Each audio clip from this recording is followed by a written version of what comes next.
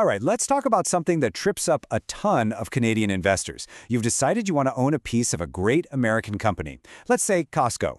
But when you go to buy it, you see two different versions. So, what's the real difference, and more importantly, which one should you actually be buying? Let's get into it.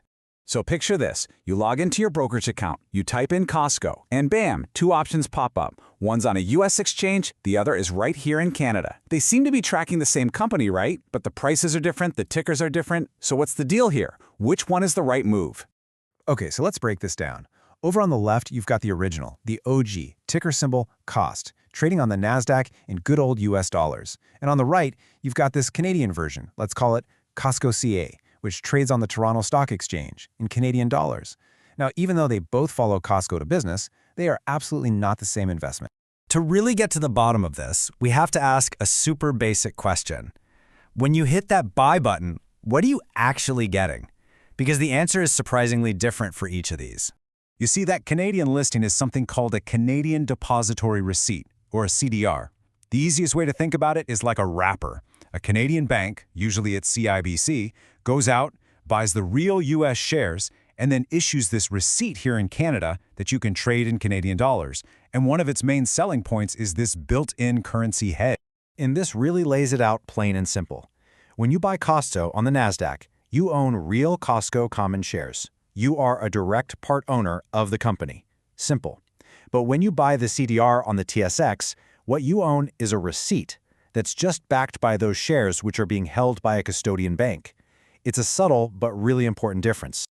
Okay, so now that we've got the basic idea down, let's put these two head-to-head. It's time for a showdown. We're going to walk through the 5 key differences that really, truly matter when you're trying to decide where to put your hard-earned money. First up, let's talk about ownership. This goes way beyond just the money part. This is about your actual legal rights as an investor in the company. So here's the deal. With the US shares, you're a direct shareholder. You get a vote, you get to have your say on how the company is run. With the CDR, you have what's called a beneficial interest. That means you get the profits or losses, but your voting rights, they're either very limited or just not there.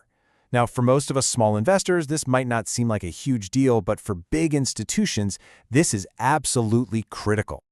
All right, on to difference number 2, and this one is a biggie. It's something that directly hits your wallet, the whole currency question. The US shares obviously are priced in US dollars, so your final return depends on two things: how Costco's stock does and how the US dollar does against the Canadian dollar. If the greenback gets stronger, you get a nice little extra boost.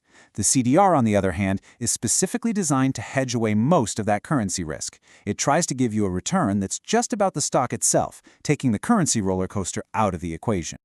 Now, all that convenience, trading in Canadian dollars, getting that currency hedge, well, it doesn't come for free. Let's talk about the hidden costs that can quietly eat away at your returns over time. And there it is. The bank that issues and manages this CDR charges a fee. It's for their trouble, for managing the product and handling that currency hedge. And that fee is typically around 0.5 to 0.6% per year. And it comes right out of the value of your investment. So this is a really clear trade-off. With the US-listed shares, there is no wrapper fee, 0. Now you might think, 0.6%, what's the big deal? But for a long-term investor, that fee compounds year after year after year. It can make a surprisingly big dent in your total return down the road.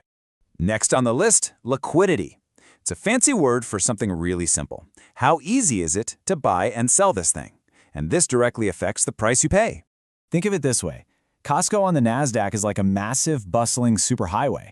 The trading volume is enormous, which means the gap between the buying and selling price, the spread, is razor thin. You get a very efficient price. The Canadian CDR? It's more like a quiet side street. Much less traffic, which means the spreads are wider. It just means you pay a tiny bit more when you buy, and you get a tiny bit less when you sell. And for our final point, we've got a very Canadian-specific detail, but it's one that can make a real difference to your after-tax returns, especially if you're investing inside a registered account. So here's a great little tax hack for Canadians. Because of a tax treaty with the US, if you hold an American dividend-paying stock like Costco directly in your RRSP, the IRS doesn't take a cut. You avoid their withholding tax.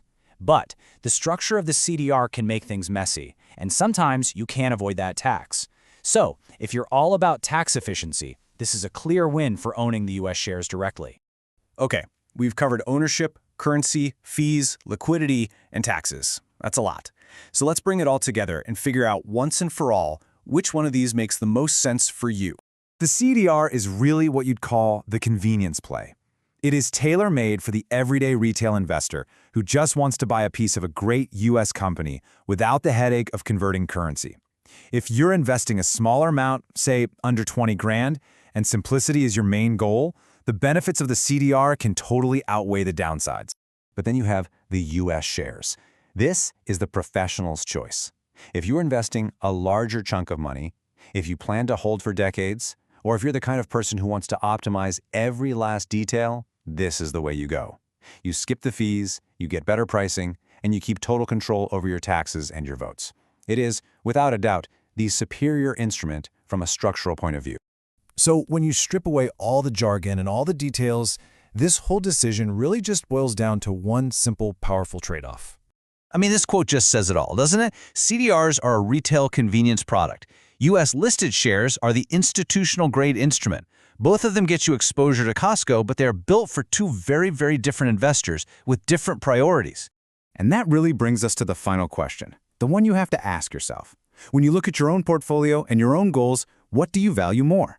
Is it the one-click simplicity and the peace of mind of the CDR's currency hedge? Or is it the long-term efficiency, the cost savings, and the total control that comes with owning the U.S. shares directly? Your answer to that tells you everything you need to know.